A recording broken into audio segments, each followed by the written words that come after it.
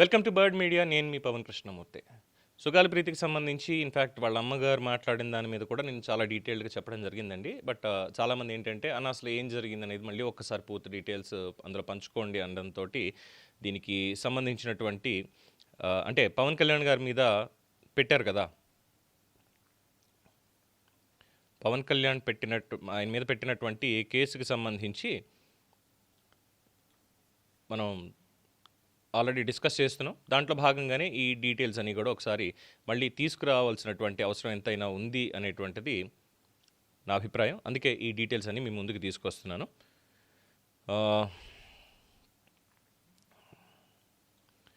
దీని మీద శాంతిప్రసాద్ గారు అని చెప్పి ప్రస్తుతం ప్రభుత్వ న్యాయవాదిగా పనిచేస్తున్నారు. గతంలో ఈ సుగాలి ప్రీతి కేసులో ఆయన కూడా ఇంప్లీడ్ అయి ఉన్నారు సహా న్యాయవాదిగా. సో దానికి సంబంధించినటువంటి విషయాలు వారి దగ్గర నుంచి కూడా కలెక్ట్ చేయడం జరిగింది. అవి కూడా ఒక్కసారి మనం డీటెయిల్డ్గా ఇందులో చూడాల్సినటువంటి ఆవశ్యకత ఎంతైనా ఉంది అనేది మెయిన్ ఇష్యూ.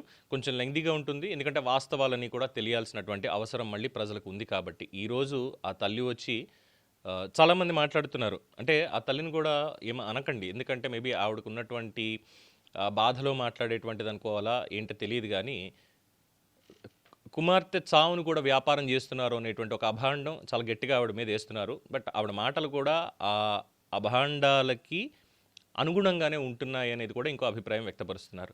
సో సుగాలి ప్రీతి కేసులో అసలు ఏం జరిగింది, ముందుగా పవన్ కళ్యాణ్ గారి మీద పెట్టినటువంటి కంప్లైంట్ కాపీ మనం ఇక్కడ చూద్దాం.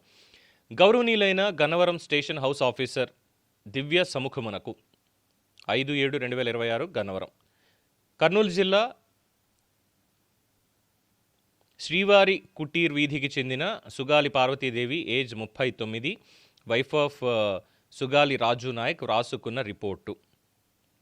అయ్యా, నాది కర్నూలు జిల్లా. నా భర్త సుగాలి రాజు నాయక్ ఎస్టీ కులానికి చెందినవారు.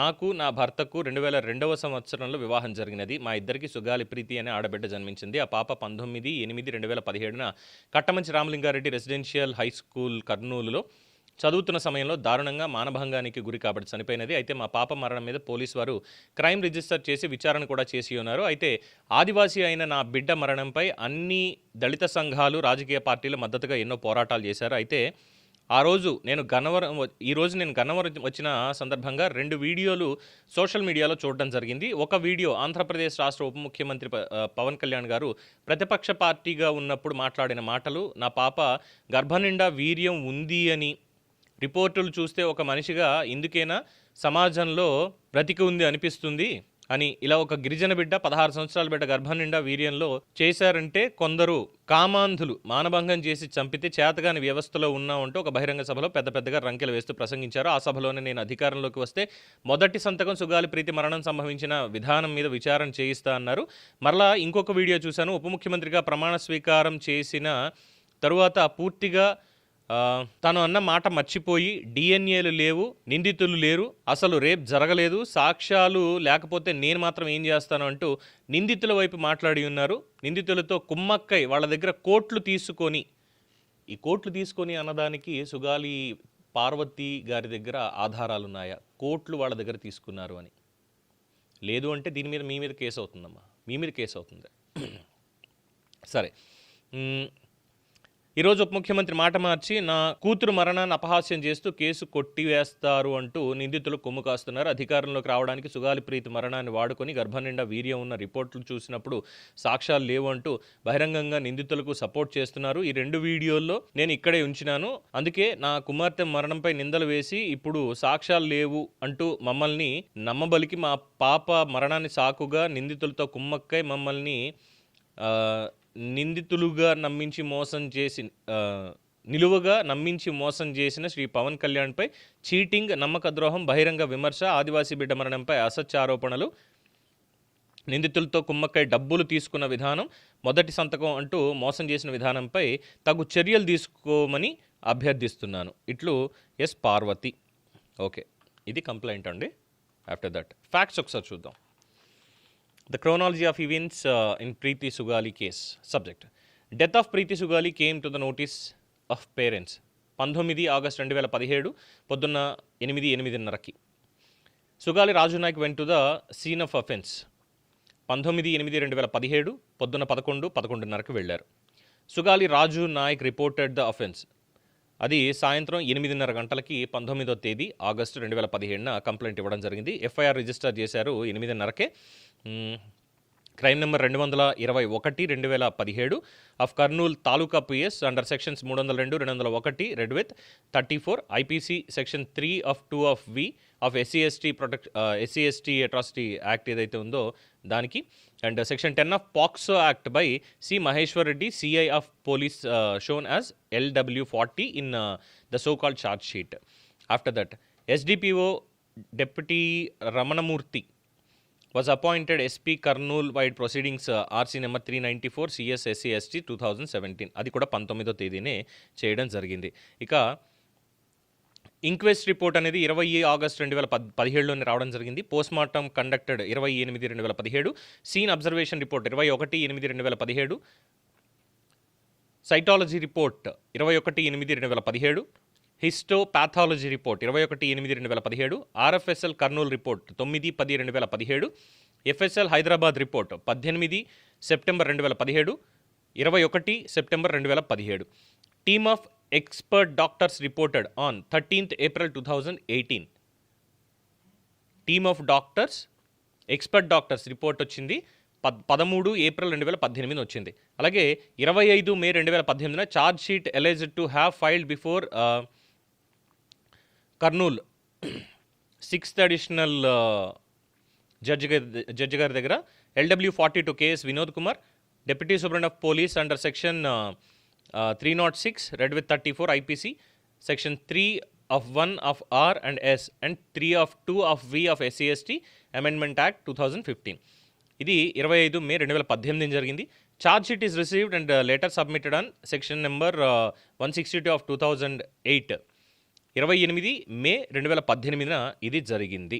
సో క్లియర్గా ఇక్కడ దాకా ఏం జరిగింది అనేది ఉంది. దీంట్లో 2018 మే తర్వాత జరిగినటువంటి వాటి గురించి ఇక్కడ ప్రత్యేకంగా మనం మాట్లాడుకోవాలి. 2018 మే తర్వాత the case is numbered section number 162 of 2018 on the file of VI 6th additional judge Kurnool. 3-men committee appointed on 27th February 2019. అప్పటికి ఇంకా గవర్నమెంట్ దిగిపోలేదు. చంద్రబాబు నాయుడు గారి ప్రభుత్వం ఇవన్నీ వచ్చిన తర్వాత 3-men కమిటీని ఏర్పాటు చేసింది. And the committee reported on 12th July 2019. అంటే ఫిబ్రవరిలో ఏర్పాటు చేసినటువంటి కమిటీ వాళ్ళ రిపోర్ట్ని జగన్మోహన్ రెడ్డి గారు ముఖ్యమంత్రి అయిన తర్వాత జూలై 12, 2019 ఇచ్చింది. Sugali Parvathi met the Janasena chief after 2019 elections results at Mangalagiri party office. Sugali Preethi తల్లి గారు సుగాలి పార్వతి గారు పవన్ కళ్యాణ్ గారిని మంగళగిరిలో ఎప్పుడు కలిశారు? 2019 ఎలక్షన్స్ అయిన తర్వాత మంగళగిరి పార్టీ ఆఫీస్లో కలిశారు. పవన్ కళ్యాణ్ గారు కర్నూలులో కవాతు నిర్వహించారు. Justice to Sugali Preethi on 12 February 2020 సంవత్సరంలో. 12 ఫిబ్రవరి 2020 కర్నూలులో కవాతు నిర్వహించారు. 2 లక్షల మంది వచ్చారు దగ్గరగా. తర్వాత the state government of Andhra Pradesh headed by YS Jaganmohan Reddy గారు issued GO MS number 37 home SCA department 27 February 2020. అంటే 12వ తారీఖు ప్రొటెస్ట్ జరిగితే 27వ తేదీన జీవో నెంబర్ 37 ఇచ్చారు. The government of Andhra Pradesh also further issued GO MS number 56 home department 28 May 2020 by slightly modifying the earlier GO number 37. The CBI has filed it's counter after a gap of 4 years. అంటే 13 ఫిబ్రవరి 2025 elections 24లో అయిపోయాయి. CBI వాళ్ళు దాని మీద counter ఇచ్చారు. ఈ 4 ఏళ్ళు ఏమైపోయింది మధ్యలో? ఈ 5 ఏళ్ళు ఏమైపోయింది? సరే 19 వదిలేద్దాం, 20లో కదా. 20 నుంచి 24 ఎలక్షన్స్ వరకు ఏమైంది? సుగాలి ప్రీతి గారు ఎక్కడున్నారు? వాళ్ళ పార్వతి గారు, వాళ్ళ అమ్మగారు ఎక్కడున్నారు? జగన్మోహన్ రెడ్డి గారు జీవో MS నెంబర్ 37 ఇచ్చారు, 56 ఇచ్చారు. ఏమైంది? లేదు. CBI కౌంటర్ ఎప్పుడు ఇచ్చింది? మళ్ళీ కూటమి ప్రభుత్వం అధికారంలోకి వచ్చిన తరువాత డేటెడ్ 13 ఫిబ్రవరి 2025. 13 ఫిబ్రవరి 2025 వాళ్ళు కౌంటర్ వేశారు. Writ petition number 16,394 of 2020 which is filed by the parents of Sugali Preethi for CBI enquiry as per the GO number 56 2020లో ఇచ్చినటువంటిది. The present GO AP headed by అంటే government of Andhra Pradesh headed by Chandrababu Naidu గారు issued GO to hand over the investigation to సిబిఐకి hand over చేయండి అని GO issue చేశారు. The above set cases of Parvathi Sugali were handed over by the councils of Parvathi Preethi appointed at the behest of Janasena chief by withdrawing the wakalats and the case files are handed over to her after she made the allegations against the Janasena chief. Pawan Kalyan గారి మీద allegations చేస్తే వకాలతులు కూడా వెనక్కి తీసుకొని అమ్మ మీరు దయచేసి మీరే పోరాటం చేయండి అన్నారు. ఏమనాలి ఇంక అంతకుమించి? కొత్త ప్రభుత్వం వచ్చిన తర్వాత సిబిఐ ఎంక్వైరీకి ఇచ్చారు. సిబిఐ ఎంక్వైరీకి ఇచ్చిన తర్వాత కూడా ఈవిడొచ్చి పవన్ కళ్యాణ్ గారిని నిందిస్తాను అంటే ఎలాగ పాసిబిలిటీ? ఎలా అవుతుందండి? తర్వాత ఇదంతా అయ్యింది. ఇక లాస్ట్లో వచ్చి ఏం చేశారు, మొన్న పవన్ కళ్యాణ్ గారి మీద గన్నవరం పిఎస్లో కేసు నమోదు చేసింది ఆవిడ. దాని తర్వాత ఇక్కడ ఇందులో మనం గుర్తుపెట్టుకోవాల్సినటువంటి పాయింట్లు ఏంటి అంటే, ఇది చాలా ఇంగ్లీష్లో ఉంది, నేను చిన్నగా తెలుగులో ట్రాన్స్లేట్ చేస్తాను ఒక్కసారి. ఎందుకంటే కొన్ని విషయాలు చాలా సెన్సిటివ్గా ఉంటాయండి. ఈ సెన్సిటివ్ ఇష్యూస్లో సెన్సిటివ్గానే మాట్లాడాలి. ఇందులో 5 men కమిటీ అనేది వచ్చింది. తర్వాత ఇందులో మనం చెప్పుకోవాల్సింది 5 men committee, 3 men committee and the findings, దాంట్లో ఏమేమి జరిగాయి అనేటువంటిది చాలా బ్రీఫ్గానే కొంచెం చెప్పుకుందాం. 5 men కమిటీ జిల్లా కలెక్టర్ వారి RCF 1086 ఆఫ్ 2017 తేదీ 28/2017 ప్రకారం నియమించబడిన 5 సభ్యుల కమిటీ కింది సభ్యులతో ఏర్పాటు చేశారు. అందులో ఆర్డీఓ కర్నూలు హుసేన్ సాహెబ్, ఉప సంచాలకులు సాంఘిక సంక్షేమ శాఖ Kurnool U Prasadarao, DEO Kurnool Tahera Sultana, HOD GGH Kurnool doctor B Indira, observer R Ramachandra Nayak. ఈ 5 చెప్పింది.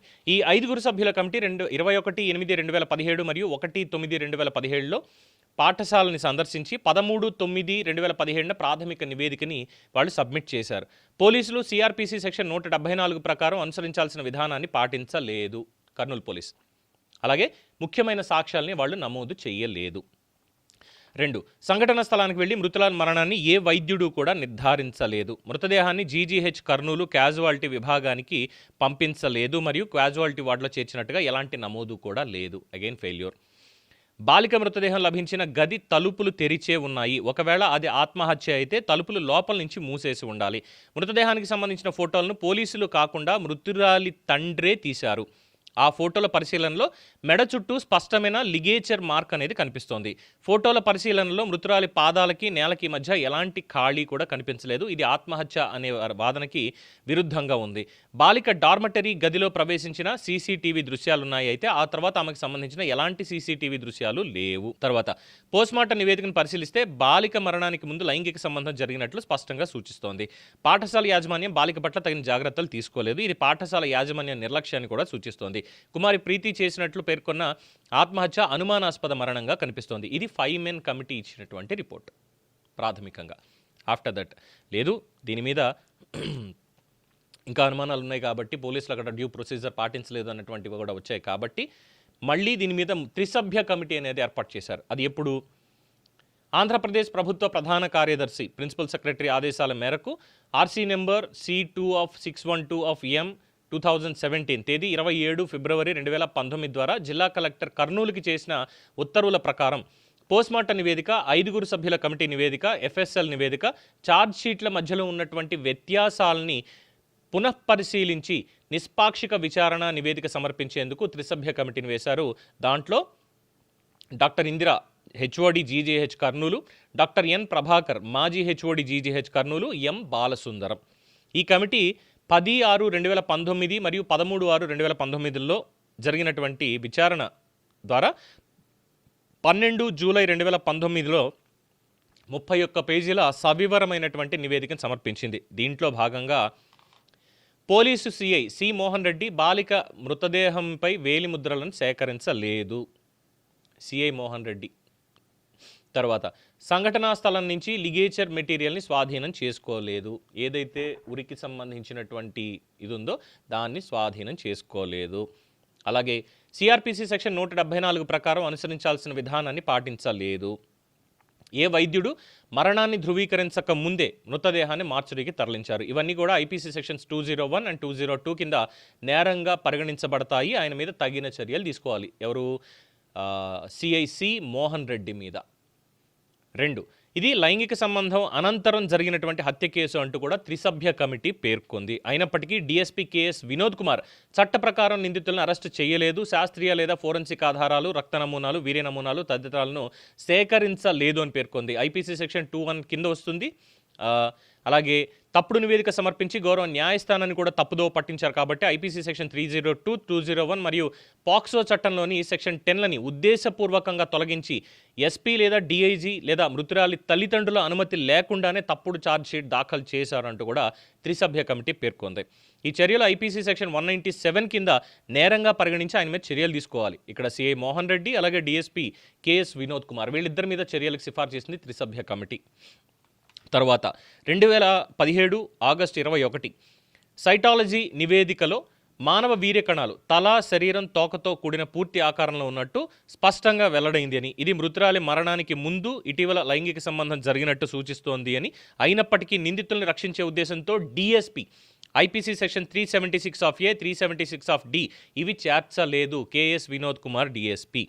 కమిటీ నివేదిక ప్రకారం కేఎస్ వినోద్ కుమార్ మీద ఐపీసీ సెక్షన్స్ 201, 202, 193, 197 మరియు 198 కింద చర్యలు తీసుకుని ఆయన ఉద్యోగం నుంచి తొలగించాలి అంటూ కూడా సూచించింది. అలాగే ఐపీసీ సెక్షన్ 198 ప్రకారం తప్పుడు ధృవీకరణ పత్రాన్ని నిజమైనదిగా ఉపయోగించినందుకు 13 ఏప్రిల్ 2018 తేదీ నాటి నిపుణుల వైద్యుల కమిటీ నివేదిక నిందితులకు సన్నిహితుడైన మాజీ పోలీస్ అధికారి, టీడీపీ నందికొట్కూరు నియోజకవర్గ ఇన్ఛార్జి మండ్ర శివానందరెడ్డి ప్రభావం వల్లే ఇవన్నీ జరిగాయని కమిటీ పేర్కొంది. సో స్కూల్కి మండ్ర శివానందరెడ్డికి ఉన్నటువంటి సంబంధం ఏంటి అనే దాని మీద అక్కడ కేసు నమోదు చేయాలి.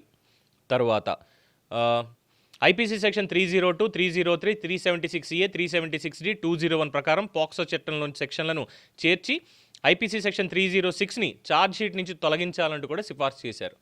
302 పెట్టాల్సిన చోట 306 పెట్టారు. ఇక కర్నూలు ఫోరెన్సిక్ మెడిసిన్ విభాగం హెచ్ఓడి డాక్టర్ బి లక్ష్మీనారాయణ సస్పెన్షన్లో ఉన్నారు. ఈ కేసులో జరిగిన అన్ని అవకతవకలకు బాధ్యులు అంటూ కూడా కమిటీ పేర్కొంది. కేఎస్ వినోద్ కుమార్, సిఐ నరసింహారెడ్డి ఏదో ఉంది పేరు, సిఐసి మోహన్ రెడ్డి, వినోద్ కుమార్, మాండ్ర శివానందరెడ్డి అండ్ ఈ హెచ్ఓడి బి లక్ష్మీనారాయణ, ఇక్కడికి 4. అలాగే ఈ 4 తర్వాత 13 ఏప్రిల్ 2018 ఆయన సమర్పించినటువంటి తప్పుడు నిపుణుల కమిటీ నివేదిక ఆధారంగా పోస్ట్మార్టం నిర్వహించినటువంటి డాక్టర్ ఆర్ శంకర్ని తప్పుగా సస్పెండ్ చేశారు. ఆర్ శంకర్ పోస్ట్మార్టం రిపోర్ట్లో మైనర్ బాలిక మరణానికి కారణం మెడపై మరణానికి ముందు కలిగించిన ఒత్తిడి వల్ల ఏర్పడిన ఊపిరి ఆడకపోవడం మరియు మరణానికి ముందు లైంగిక సంబంధం జరిగినట్టు ఆధారాలు ఉన్నాయని స్పష్టంగా అందులో పేర్కొన్నారు. కానీ అవేవి ఇందులో పెట్టించలేదు. డాక్టర్ని సస్పెండ్ చేయించారు. తర్వాత మైనర్ బాలిక మరణానికి సంబంధించి తప్పుడు ఆధారాలను సృష్టించడం ద్వారా తప్పుడు ఛార్జ్షీట్లు దాఖలవడానికి ఎఫ్ఐఆర్లోని ప్రధాన సెక్షన్లు తొలగించబడడానికి కారణమైనందుకు బి లక్ష్మీనారాయణ మీద క్రిమినల్ కేసు నమోదు చేసి ఆయన ఉద్యోగం నుంచి తొలగించాలని కమిటీ సిఫార్సు చేసింది. అలాగే ఆయన నుంచి 2.5 కోట్ల రూపాయల నష్టపరిహారం వసూలు చేసి మృతురాలి తల్లిదండ్రులకు కూడా చెల్లించాలి అంటూ కూడా సిఫార్సు చేసింది. అదేవిధంగా డాక్టర్ బి లక్ష్మీనారాయణ సమర్పించిన 13 ఏప్రిల్ 2018 నాటి తప్పుడు వైద్య నిపుణుల నివేదికను రద్దు చేయాలని కూడా త్రిసభ్య కమిటీ ఇక్కడ సూచించింది. అలాగే పాఠశాల యాజమాన్యం మృతురాలి తల్లిదండ్రులకు నష్టపరిహారంగా 2 కోట్లు చెల్లించాలంటూ కూడా కమిటీ సిఫార్సు చేసింది. డాక్టర్ బి లక్ష్మీనారాయణతో సహనిపుణులుగా వ్యవహరించిన ఎస్ షంషాద్ బేగం అలాగే డాక్టర్ ఎం నీరజ తప్పుడు వైద్య నివేదిక రూపొందించడంలో లైంగిక నేరం మరియు హత్యను దాచిపెట్టడంలో భాగస్వాములు అయ్యారని పేర్కొంటూ వాళ్ళ మీద సస్పెన్షన్ విధించి తగిన చర్యలు తీసుకోవాలంటూ కమిటీ సిఫార్సు చేసింది. పోస్ట్మార్టం నిర్వహించిన డాక్టర్ ఆర్ శంకర్పై తప్పుడు నివేదిక ఇచ్చినందుకు డాక్టర్ టీటీకే రెడ్డి మీద కూడా చర్యలు తీసుకోవాలని సిఫార్సు.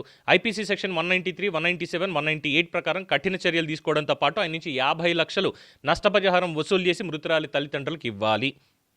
అలాగే మృతురాలి మరణానికి కారణమైనటువంటి నిజమైన పోస్ట్మార్టం నివేదిక సమర్పించిన ఆర్ శంకర్ మీద సస్పెన్షన్ ఎత్తేసి ఆయన్ని తిరిగి విధుల్లోకి తీసుకోవాలంటూ త్రిసభ్య కమిటీ పేర్కొంది. దీని తర్వాత ఇన్ని ఉన్నాయి. ఇక్కడ ఎవరెవరు ఉన్నారండి? C Mohan Reddy, KS Vinod Kumar, Mandra Shivanandareddy, HOD Lakshminarayana, ఇంతమంది ఉన్నారు. వీళ్ళందరూ కలిసి డాక్టర్ శంకర్ ఎవరైతే నిజమైనటువంటి రిపోర్ట్ ఇచ్చారో అతన్ని సస్పెండ్ చేశారు. అతన్ని ఇచ్చినటువంటి మొత్తం నివేదికలు వీటన్నిటిని కూడా మార్చిపెట్టారు. అలాగే దీంట్లో సహకరించినటువంటి వాళ్ళు doctor yes Shamshad Begum, doctor M Neeraja, వీళ్ళందరి మీద ఇంతమంది ఉన్నారు నిందితులు. వీళ్ళు కాకుండా చేసినటువంటి వాళ్ళు కళాశాల స్కూల్ యాజమాన్యంలో ఉన్నారా, అతని కుమారుల వాళ్ళ ఎవరు, వీళ్ళు మొత్తం ఒక 10 మంది దాకా మినిమం నిందితులు అయితే దీంట్లో ఉన్నారు, అది స్పష్టం. తదుపరి ఇక సుగాలి పార్వతి గారు జనసేన పవన్ కళ్యాణ్ గారు కలిసినప్పుడు ఆ తర్వాత కేసు టేకప్ చేసి లాయర్ సపోర్టు ఇవన్నీ ఇచ్చి రిట్ పిటిషన్ ఫస్ట్ దాఖలు చేశారు. రిట్ పిటిషన్ నెంబర్ 1581/2019 29 జూలై 2025న ఇన్ఫ్రక్షియస్గా కొట్టివేయబడింది. అయితే దానికి సంబంధించి ఈ గౌరవ న్యాయస్థానం తగిన రిట్ ఆదేశం లేదా దిశానిర్దేశం, ముఖ్యంగా రిట్ ఆఫ్ మ్యాండమస్ జారీ చేసి ఈ కేసు దర్యాప్తును సిబిఐకి అప్పగించి తిరిగి దర్యాప్తు జరిపించాలని ప్రార్థించబడుతోంది. ఎందుకంటే ప్రతివాదులు 1 నుంచి 6 వరకు, ప్రతివాదులు 6 నుంచి 8 వరకు ఉన్న వారి క్రియాశీల ప్రభావంలో వ్యవహరిస్తూ దర్యాప్తు ప్రక్రియను దారి మళ్లిస్తున్నారని పేర్కొనబడింది. అలాగే కేసు పరిస్థితులను, ఇతర కారణాలను పరిగణలోకి తీసుకొని ఈ గౌరవ న్యాయస్థానం సముచితమని భావించే ఇతర ఉపశమనాలు కూడా మంజూరు చేయవలసిందిగా ప్రార్థించబడుతోంది అంటూ రిట్ పిటిషన్ వేశారు. After that writ petition number 7488/2019 17 June 2019 దీంట్లో ఇక్కడేం చెప్పారు, ఇది విచారణలో ఉంది. ఈ రిట్ పిటిషన్లో జతపరిచిన అఫిడవిట్లో పేర్కొన్న కారణాల దృష్ట్యా గౌరవ న్యాయస్థానం రిట్ లేదా దిశానిర్దేశం, ముఖ్యంగా రిట్ ఆఫ్ మ్యాండమస్ లేదా ఇతర తగిన రిట్ని జారీ చేయాలి. తదనంతరం RC number C2612M 2017 dated 24th April 2019 ప్రక్రియల్ని రద్దు చేయాలి, సెట్ అసైడ్ చేయాలి. అలాగే ఈ కేసు పరిస్థితులను దృష్టిలో ఉంచుకొని గౌరవ న్యాయస్థానం సముచితమని భావించే ఇతర ఆదేశాలు కూడా జారీ చేయవలసిందిగా ప్రార్థించడమైనది. ఇక ఇంకొక రిట్, 3వ రిట్ కూడా వేశారు. దీంట్లో 11/9/2020 దాఖలైన దాంట్లో 16/394/2020 జతపరిచినటువంటి అఫిడవిట్లో పేర్కొన్న కారణాల దృష్ట్యా గౌరవ న్యాయస్థానం రిట్ ఆదేశం లేదా దిశానిర్దేశం రిట్ ఆఫ్ మ్యాండమస్ జారీ చేసి క్రైమ్ నెంబర్ 221/2017 తేదీ 19/8/2017లో IPC section 302/201 read with 34 SC/ST POA section 3(2)(v) అలాగే పాక్సో యాక్ట్ 2012 సెక్షన్ 10 కింద నమోదు అయినటువంటి కేసులో తదుపరి దర్యాప్తును ప్రతివాదులు 2, 3, 4 స్వాధీనం చేసుకోవడం చట్ట విరుద్ధం, అలాగే ఏకపక్షం, సహజ న్యాయ సూత్రాలకు, అలాగే భారత రాజ్యాంగంలోని ఆర్టికల్స్ 14, 19, 21 మరియు 300A విరుద్ధమని ప్రకటించాలి. ఎందుకంటే ఢిల్లీ స్పెషల్ పోలీస్ ఎస్టాబ్లిష్మెంట్ చట్టం 1946 సెక్షన్ 6 ప్రకారం కల్పించినటువంటి అధికారాల మేరకు GO number 37 dated 27th February 2020 మరియు జీవో ఎంఎస్ నెంబర్ 56/2805/2020 ద్వారా కేసును తదుపరి దర్యాప్తు కోసం అప్పగించాలని 5వ ప్రతివాది ఇప్పటికే ఆదేశాలు జారీ చేసినప్పటికీ ప్రతివాదులు 2, 3, 4 చేపట్టినటువంటి చర్య చట్టబద్ధం కాదు అంటూ కూడా పేర్కొనబడింది. తదనంతరంగా ప్రతివాదులు 2, 3, 4 వెంటనే తదుపరి దర్యాప్తు చేపట్టేలా ఆదేశాలు జారీ చేయవలసిందిగా, అలాగే ఈ కేసు పరిస్థితులను దృష్టిలో ఉంచుకొని గౌరవ న్యాయస్థానం సముచితమని భావించే ఇతర ఆదేశాలు కూడా జారీ చేయవలసిందిగా ప్రార్థించబడినది. ఇది ఓవరాల్ ఈ రిపోర్టుకు సంబంధించినటువంటి టోటల్ క్రోనాలజీ ఏం జరిగింది అనేటువంటిదండి. జనసేన ఇంత స్పష్టంగా రిట్ పిటిషన్లు వేసిన అన్నిట్లో కూడా ఆవిడకి తోడుంటే ఈరోజు వచ్చి ఆవిడ చీటింగ్ కేసు పెడుతున్నారు. మళ్ళీ ఆవిడే అంటారు ఏమని, అసలు సుగాలి ప్రీతిని ప్రపంచానికి తెలిసేలా చేసింది నువ్వేనయ్యా, నువ్వే న్యాయం చేయాలి అని. సిబిఐ ఎంక్వైరీకి ఇచ్చారు, దొంగ జీవులతో కాదు కదా, చాలా క్లియర్గా ఇచ్చారు. ఏడాది క్రితమే మనం మాట్లాడుకున్నాం దాని మీద. మరి ఇప్పుడు వచ్చి ఈవిడ ఇలాంటి మాటలు మాట్లాడడం అంటే ఏమనాలి? ఆత్మ క్షోభిస్తుంది నిజంగా. చిన్నారి ప్రీతిది ఖచ్చితంగా శోభిస్తుంది మాట మార్చడం అనే దగ్గర. ఇక్కడ సాక్ష్యాధారాలు లేవు అన్నటువంటి మాట పవన్ కళ్యాణ్ గారు అది ఎక్కడన్నారు అనేది పూర్తిగా ఒక్కసారి చూసుంటే సరిపోయి ఉండేది. ఆయన కన్విక్షన్ ఏంటి అనేది తెలుసుకుని ఉంటే అర్థమయ్యేది. బట్ మాకు అవేం లేవు. మమ్మల్ని ఎవరైతే దొంగ జీవులతో మోసం చేశారో, ఎందుకంటే సిబిఐకి ఇచ్చినటువంటిది ఈ జీవో నెంబర్ 37 సవరించి ఇచ్చినటువంటి జీవో 56 రెండు కూడా నాలుగు గీసుకోవడానికి పనిచేయవు. వీళ్ళే అన్నారన్నమాట. సుగాలి ప్రీతి గారు, రాజునాయక్ గారు వాళ్ళే అన్నారన్నమాట. సుగాలి పార్వతి గారు, క్షమించాలి, పార్వతి గారు, రాజునాయక్ గారు వాళ్ళే దాన్ని చింపేసి చెత్తబుట్టలో పడేశారు, నాలుగు గీసుకోవడానికి కూడా పనిచేయమని చెప్పని. మరి అలా అన్నప్పుడు మళ్ళీ అదే జీవోలో ఇష్యూ చేసినటువంటి జగన్మోహన్ రెడ్డి గారి దగ్గరికి వెళ్తే ఆయన అన్నటువంటి మాట ఏంటి? మరి అది చాలా ఉపశమనం కలిగించింది వాళ్ళకి. మూడేళ్లు కళ్ళు మూసుకోండమ్మా, మళ్ళీ నేను వస్తా, నేను వచ్చిన వెంటనే ఖచ్చితంగా ఈ కేసులో ఏం జరిగిందో అన్నీ బయటకు తీస్తా. 5 ఏళ్ళు ఏం చేయలేని వాడు 3 ఏళ్ళ తర్వాత అధికారంలోకి వచ్చి మళ్ళీ చేస్తాడంటే వీళ్ళు పట్టుకొని నమ్మి పవన్ కళ్యాణ్ గారి మీద ఇప్పుడు కేసు పెడుతున్నారు. ఇది ఈ టోటల్ కేసులో జరుగుతున్నటువంటిది. అండ్ ఆఫ్ కోర్స్ ఇంత కూడా చెప్పాల్సినటువంటి అవసరం లేదండి. కానీ ఏంటంటే నిజం డీటెయిల్డ్గా చెప్పి తీరాలి, ప్రజలకు అర్థం కావాలి, ఎవరు ఎలాంటి వాళ్ళు అనేది తెలుసుకోవాలి. ఇప్పటిదాకా ఈ త్రిసభ్య కమిటీ చెప్పినట్టుగా అందులో హెచ్ఓడి లక్ష్మీనారాయణ దగ్గర నుంచి 2.5 కోట్లు రికవరీ చేసి కుటుంబానికి ఇవ్వాలన్నారు, జరగలేదు. 2 కోట్లు పాఠశాల యాజమాన్యం నుంచి ఇవ్వాలి అన్నారు, జరగలేదు. 50 లక్షలు ఇంకొకళ్ళ దగ్గర నుంచి రికవరీ చేయాలన్నారు. టోటల్గా 5 కోట్ల రూపాయలు వాళ్ళ కుటుంబానికి ఈ నిందితులు ఎవరైతే ఉన్నారో వాళ్ళ దగ్గర నుంచి ఇప్పించాలి అన్నారు, అది జరగలేదు. అది కూడా 5 ఏళ్ల పాటు మరి జగన్మోహన్ రెడ్డి గారు ఉండి చేసింది ఏంటి? స్టేట్ పోలీసుని దగ్గర పెట్టుకొని, ఎందుకంటే ఎఫిషియెంట్ పోలీస్ ఆఫీసర్స్ ఉన్నారు ఆ రోజుల్లో. విశాల్ గున్ని కావచ్చు, అంటే పేర్లు కొత్తగా చెప్పక్కర్లేదు, చాలామంది ఉన్నారు. రఘురామకృష్ణన్ రాజు కస్టోడియల్ టార్చర్ మీద పెట్టినటువంటి శ్రద్ధ శ్రీమాన్ పివి సునీల్ కుమార్ గారు సుగాలి ప్రీతి మీద పెట్టి ఉంటే సిఐడి చీఫ్గా ఉండి బాగుండేది. అంటే ఆయన ఒక సందర్భంలో అన్నారు కదా, ఎస్సీ ఎస్టీ కేసులు 4,000 వరకు పరిష్కరించాం, వాళ్ళందరికీ కూడా క్లెయిమ్ చేయించాం అని చెప్పని అన్నారు కదా. మరి సుగాలి ప్రీతి కేసులో మరి వారికి ఎందుకని చెప్పి అంత శ్రద్ధ లేకుండా పోయింది? ఇంపార్టెంట్ కాదనుకున్నారా? లేదు సిబిఐ గురించి ఇచ్చారు కాబట్టి మనం పట్టించుకోకర్లేదు అనుకున్నారా? ఇలా చాలా ఉన్నాయండి, చాలామంది మీద మాట్లాడవచ్చు. బట్ ఈరోజు ఆ తల్లి చేసేటువంటి దానికి నిజంగానే జాలేస్తుంది, అంతకుమించి ఏమనడానికి కూడా లేదు. సో థ్యాంక్ యూ ఇంత లాంగ్ వీడియోని చూసినందుకు. దీని మీద మీ అభిప్రాయం తెలియచేయండి. చూస్తూనే ఉండండి ది బర్డ్ మీడియా. ఈ వీడియో మీకు నచ్చినట్లయితే లైక్ చేయండి, షేర్ చేయండి, సబ్స్క్రైబ్ చేయండి. మరిన్ని అప్డేట్ల కోసం మా వాట్సాప్ ఛానల్ను ఫాలో చేయండి.